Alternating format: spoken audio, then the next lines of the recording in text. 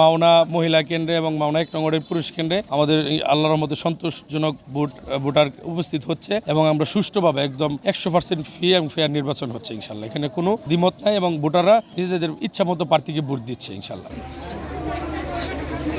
আমি এখনো পর্যন্ত 7 থেকে 8টি ভোট কেন্দ্র ভিজিট করতে পেরেছি। ভোটের জয়ের ব্যাপারে আমি দৃঢ়ভাবে আশাবাদী এবং শতভাগ আশাবাদী, কিন্তু আমাদের ভোটার টার্নওভার এখনো পর্যন্ত অনেক পুয়ার জায়গায় আছে।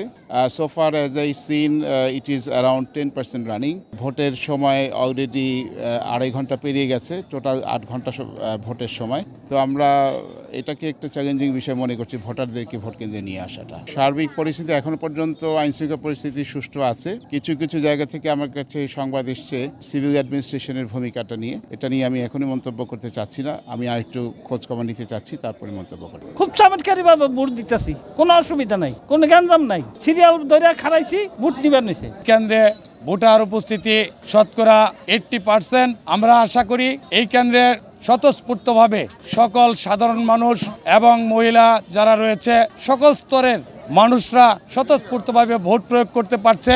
আইন শৃঙ্খলার কোনো বিঘ্ন ঘটছে না। নগর হাওড়া সরকারি প্রাথমিক বিদ্যালয় কেন্দ্র নম্বর 2, এখানে সুষ্ঠুভাবে ভোট হচ্ছে, কোনো সমস্যা নাই। কাস্টিং মোটামুটি ভালো, 30%-এর উপরে আছে এখন পর্যন্ত। 11:30 বাজে 30%-এর উপরে কোনো ধরনের অপ্রীতিকর ঘটনা ঘটে নাই। আশা করতেছি বাকি সময়ের মধ্যে না ঘটার সম্ভাবনা বেশি। এখানে আমার মনে হয় 60% কাস্টিং হবে।